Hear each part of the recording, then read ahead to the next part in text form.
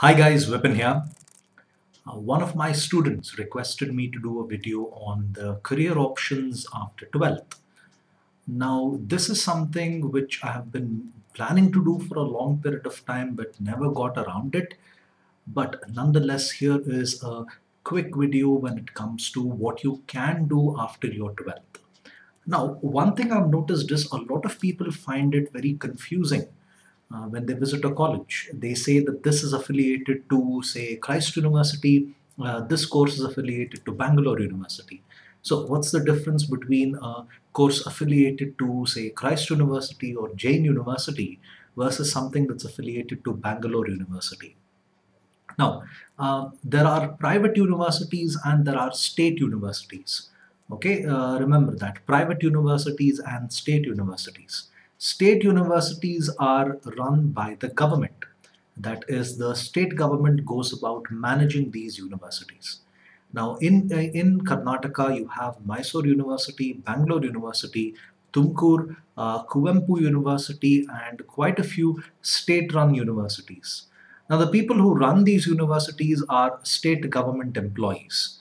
Now, when they go about designing the syllabus of these universities, whatever colleges that are affiliated to these universities must follow the university syllabus. The college cannot have its own syllabus. Now, of late, there has been a huge increase in the number of private universities. Now, private universities have both advantages and disadvantages, just like anything else. One thing is private universities have a much more organized syllabus. That is, their syllabus is more relevant to what is happening in the modern day. Like there are some colleges that will even teach you, when it comes to computers, they even teach you skills like MS Excel, they teach you photoshopping, they teach you database management, even though you're a commerce student. Now, that is something which is really useful for the present day. Now, private universities are expensive. I've seen private universities charge little over a lakh rupees for a simple BCom degree. But that's one downside to it. But on the other side, even though they're charging a high amount of money for these degrees, you have some really, really good placements that are associated with these colleges. So that's the good side to it. On the other hand, a state-run university is inexpensive.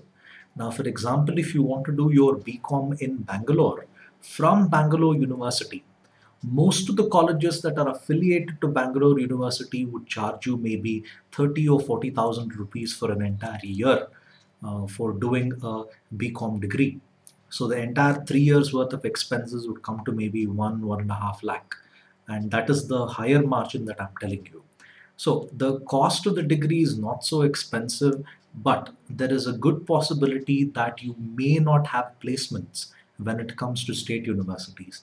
Like I said, the state university syllabus is not so well organized. Most of the content in a state-run university syllabus is not really applicable to the modern day. So that's one major disadvantage that you would have there, but it's up to you. Whichever is convenient, you could go about choosing either of these universities. Remember, I know a lot of people who actually prefer a state-run university because they want a no-frills degree. That is, all they want is to show that they've done a graduation. They would have a different course in their mind when it comes to what they really want to do in their lives. So for them, it doesn't really matter what the syllabus is like, all that. They don't care about the placements, all of that. They would be interested in doing something like CA, CS, or ICWA. And for them, where they do their BCom doesn't matter at all. So that's one more thing when it comes to state-run universities. They offer a no-frills degree. It's just a graduation. Don't expect something extraordinary. Don't expect a fantastic experience when it comes to going through the colleges affiliated to state-run universities. But in general, what are the different courses that you have? Now, BBM and BCom, there's always a confusion between students. What do I take up, BCom or BBM? Especially commerce students have this. Now, I know some science students would also be interested to switch over to commerce after their 12th. mostly because they do not want to pursue science. They don't like pursuing the courses like engineering, medical, all that. For science students, I would advise that you take up BBM because I was a science student in my 12th. 11th and 12th, I did PCMB, physics, chemistry, maths, and bio. And BBM is a much more simpler course than BCom. BCom has got a lot of concepts related to accounting, and usually science students struggle when it comes to accounting. So, if you're a science student, take up BBM. But if you're a commerce student, it doesn't really matter what you take up when it comes to BBM or BCom. However, there are some conditions that apply. Now, for example, if you're someone doing CA or CS, those professional programs, I would not advise you to take up BBM because BBM colleges usually have a lot of extracurricular work. That is, you need to prepare for presentations, you need to prepare for group discussions, all that. So that's going to take away more of your study time, and it's not really going to allow you to focus so much on your professional courses. And a lot of colleges for BBM are not very lenient when it comes to students attending professional classes and then doing their BBM course by missing classes, all that. So BBM is not advised if you're doing a professional course, but if you are someone who's not interested in a professional course, you're a commerce student, go for BBM or BCom, it doesn't matter. But remember, BCom has got more of accounting work than what BBM does. Most of the subjects you study in BBM are theory oriented. In BCom, it's mostly practical oriented subjects like stats, maths, and accounting. BA, on the other hand, is ideal if you're someone who's interested in the arts. A lot of people who take up BA usually prefer economics as one of the chief specializations. Now, I've not really seen any high-end jobs if you are an expert in economics, but to be an expert, to be a specialist in the field of economics, you should have a very high quality post graduation from a very good university. So I'm not really familiar with economics from a good college in India, but a lot of people who take up BA usually are interested in UPSC exams. So that's something which they prefer. And then interior design, product design, and fashion designing. Now, a lot of people criticize fashion designing, especially saying that the course doesn't have a lot of scope, all that. Now, any course related to the arts, now I've forgotten to mention animation here, but all the courses that I've mentioned there in terms of design, product, fashion, or interior, you need to be very creative. Don't expect that the course will make you creative or bring out your inner creativity. Now, for some people that may happen, but for a majority of them, it doesn't. If you are someone who's incapable of doing things different, you're incapable of thinking beyond incapable of thinking out of the box, in that case, these courses may not really help you at all. Otherwise, if you are someone who has the flair for creativity, the flair for doing something different, then the arts courses like interior design, fashion design, and product design are one of the best that I've ever seen. And then hotel management. Now, hotel management is something which few people would not be comfortable with, especially people like me who are vegetarians. Hotel management is more like you are training to become a chef. Now, there is really good opportunity in this because there are quite a few restaurants coming up all over in a place like Bangalore.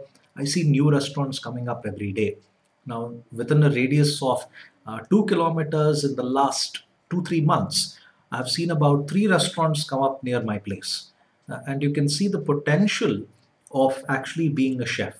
So, hotel management mostly trains you to become a chef, and you should be ready to make whatever is there on the menu. It doesn't really matter if you are someone who's willing to compromise on your principles, on your religious beliefs, then hotel management is something that you can take up. Now, remember, all these courses from all these universities don't really expect the college will give you everything and make you a better person than what you were from the time you joined. It is your effort that will actually make you a better person. Do not be under the impression that if I study something like product design, I'm going to be the next guy who is going to design the iPhone. It's not going to work that way. You really need to be someone who can stand out from the rest so that people recognize you for your talent, and that's how you progress in your career. Or if you are someone who's just into the course, just writing the exams and going home, that really doesn't add any value to the degree, that really doesn't add any value to your life. So, if you're able to apply yourself in any of these courses, you can do wonders. And always remember that you should review your skills and you should apply the course which suits your skills. Now, for someone like me, I cannot do interior design. The reason is I'm terrible at drawing. I'm a person who can write well, but I can't draw very well. I'm not very good when it comes to putting up colors, putting up floor plans, all that. So, if I were to review my skills, I can tell you that I'm probably good at BA, BCom, or BBM. I'm certainly not good at the others, the skill sets required in the others. So, you guys can review yourself and see where it is that you stand and choose the course which you feel is ideal. So, thank you for your time. Have a nice day. And if you have any queries, do send me a message on WhatsApp. You can find my mobile number on my website, that is Professor Vipin, vipinmks.com. So, thank you for your time again. See you guys. Bye.